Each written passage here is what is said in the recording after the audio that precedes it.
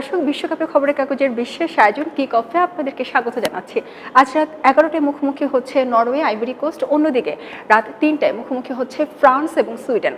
France সবসময় শক্তিশালী দল। ভাইয়া, গতকাল রাতে যেটি হয়েছে, ব্রাজিলের একটি ম্যাচ গেল, সেখানে সবাই জানি ব্রাজিল আর্জেন্টিনা ম্যাচ নিয়ে দেশে কেমন উন্মাদনা কাজ করে। সেক্ষেত্রে ব্রাজিলের যারা ব্রাজিলের সমর্থক না বা আর্জেন্টিনার সমর্থক, তারা কিন্তু মুখে মুখে যতই বলেছে ব্রাজিল হেরে যাক, তারা সেটি আসলে উপভোগ করবে, কিন্তু আসল কথা হচ্ছে ব্রাজিল হেরে গেলে কিন্তু আমাদের দেশে বিশ্বকাপের সময় যে এক ধরনের উন্মাদনা কাজ করে, সেটা কিন্তু কাজ করতো না।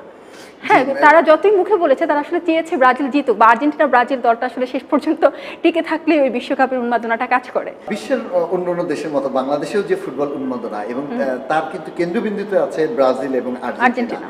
এবং যে কোনো একটি দল কিন্তু যখন বিশ্বকাপ থেকে আসলে বিদায় নেয়, তখন কিন্তু আসলে বিশ্বকাপ দেখার যে আগ্রহ, সেটা অনেকটাই কিন্তু ভাটা পড়ে যায়, এই উন্মাদনায় কিন্তু ভাটা পড়ে।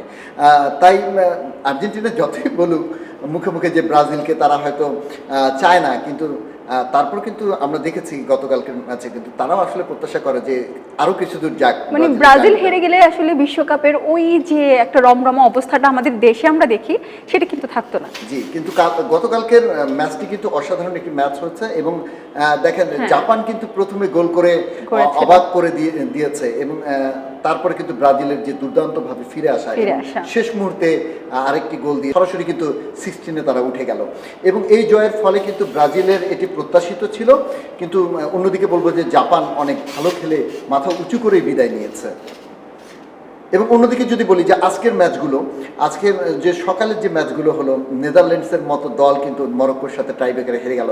বিশেষ করে জার্মানি, যারা দুর্দান্তভাবে শুরু করেছিল এবারের বিশ্বকাপ, তাদের বিদায় নেওয়াটা এবারের কিছুটা হলেও সৌন্দর্য ম্লান করলো এই বিশ্বকাপে। ফ্রান্সকে কিন্তু সবসময় শিরোপার দাবিদার মনে হয়, যে শক্তিশালী একটি দল। ফ্রান্সের সঙ্গে সুইডেন খেলবে। সুইডেন কেমন দল সেটা একটু জানতে চাইবো, এবং এই লড়াইটা আসলে ফ্রান্সের জন্য কি খুব সহজ হবে কিনা। আপনি যথার্থই বলেছেন যে ফ্রান্স এবারের অন্যতম শিরোপার দাবিদার একটি দল এবং বিশ্বকাপে শুরু থেকে কিন্তু ফ্রান্স দুর্দান্ত তাদের প্রতাপ দেখিয়ে এসছে এবং গ্রুপ পর্বে কিন্তু তারা অপরাজিত চ্যাম্পিয়ন। বিশেষ করে দেখেন সেনেগাল এবং ইরাককে কিন্তু তারা কোনো পাত্তাই দেয়নি এবং যদিও নরওয়ের সাথে গ্রুপ পর্বের শেষ ম্যাচটি ছিল শীর্ষ স্থানের দল এবং নরওয়ে কিন্তু বেশ কিছু প্লেয়ার কিন্তু খেলেননি, বিশেষ করে ওডিগার্ড এবং হাল্যান্ড কিন্তু খেলেননি, কিন্তু তারপরও নরওয়ে কিন্তু সবসময় শক্তিশালী দল, সেই দলকে কিন্তু 4-1 গোলে হারিয়েছে ফ্রান্স। এবং সেখানে দেখেন উসমান দেমবেলে কিন্তু জোড়া গোল করলেন। এমবাপ্পের যে ধারাবাহিকতা সেটিও কিন্তু বজায় ছিল। সব মিলে এবার ফ্রান্সকে অপ্রতিরোধ দল বলা চলছে এবং সেটির একটি প্রদর্শনী হবে আজ রাতেও।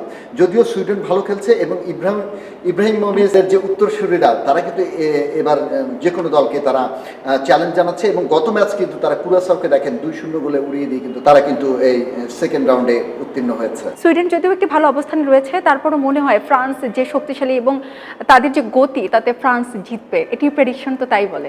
প্রেডিকশন ফ্রান্সের পক্ষে, কিন্তু দেখেন এবার কিন্তু নকআউট পর্বটা শুরুই হয়েছে অঘটন দিয়ে।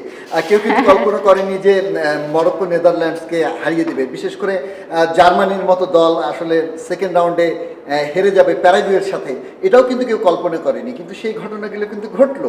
এজন্য সুইডেনকেও কোনোভাবে এখানে ছোট করে দেখবার অবকাশ নেই।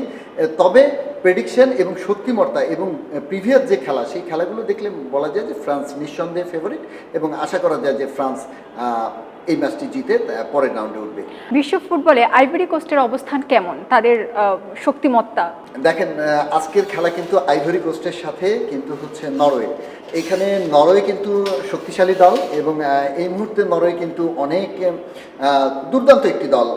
আর্লিং হালান্ড এবং ওডিগার্ড এবং তাদের কিন্তু বব, এরা কিন্তু অসাধারণ স্কোরিং প্লেয়ার। কিন্তু সেক্ষেত্রে নরওয়ের জন্য আসলে আইভরি কোস্ট খুব সহজ, লড়াইটা সহজ হয়ে যাবে বলে মনে হয় কিনা? কিছুটা সহজ, কিন্তু আইভরি কোস্ট কিন্তু দুর্দান্ত খেলছে এবং প্রথমবারের মতো তারা কিন্তু নকআউট পর্বে উঠেছে এবং তারাও কিন্তু চাইবে যে এই বিশ্বকাপটাকে স্মরণীয় করে রাখার। কিছুক্ষণ আগে বললাম যে প্রিভিয়াস যে ম্যাচগুলো হয়ে গেল, জার্মানি বিদায় এবং নেদারল্যান্ডসের বিদায়, সেক্ষেত্রে বলা যায় যে আইভরি কোস্টকেও ছোট করে দেখবার কোনো সুযোগ নেই। কখন কি হয়ে যায় সেটা আসলে বলা যায় না। তবে এই ম্যাচে কিন্তু তারা আন্ডারডগ এবং তারা কিন্তু চাইবে যে আরেকটি অঘটন ঘটিয়ে যদি তারা সুপার 16-এ যেতে পারে, এটা তাদের জন্য বড় সেক্ষেত্রে স্বপ্ন। সেক্ষেত্রে আসলে যেটি মনে হচ্ছে যে এই ম্যাচটি আসলে নরওয়ের জন্য কিছুটা চাপের হলো, আইভরি কোস্টের জন্য চাপের নয়, কারণ তারা আসলে যা করবে সেটি তাদের জন্য অর্জন, আর নরওয়ের জন্য একটু চাপের। এখানে যদি আপনি ফিফা র্যাঙ্কিং দেখেন বা শক্তিমত্তা দেখেন, সেক্ষেত্রে শক্তিশালী দল হিসেবে নরওয়ের উপর অবশ্যই চাপ থাকবে।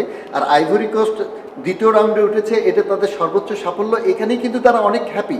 এবং তারা যদি কোনোভাবে অঘটন ঘটিয়ে ফেলতে পারে, বিশেষ করে হাল্যান্ড এবং ওডিগার্ডকে যদি তারা চেক করে রাখতে পারে এবং 90 মিনিটের খেলা, অতিরিক্ত খেলা, তারপরে কিন্তু তারা চাইবে যে ট্রাইবেকারে যাওয়া। আর ট্রাইবেকারে গেলে কিন্তু এমন একটি জায়গা ট্রাইবেকার, সেখানে কিন্তু বড় দল ছোট দল তেমন বেশি ম্যাটার করে না, এখানে আসলে ভাগ্য অনেকটা জড়িত, 50-50 চান্স থাকে। এবং তারাও হয়তো সেটাই চাইবে যে প্যারাগুয়ের মতো কিংবা মরক্কোর মতো তারা হয়তো পরবর্তী নকআউট পর্বে যাবে। বিশ্বকাপে আজকে রাত্রিও বেশ উপভোগ্য।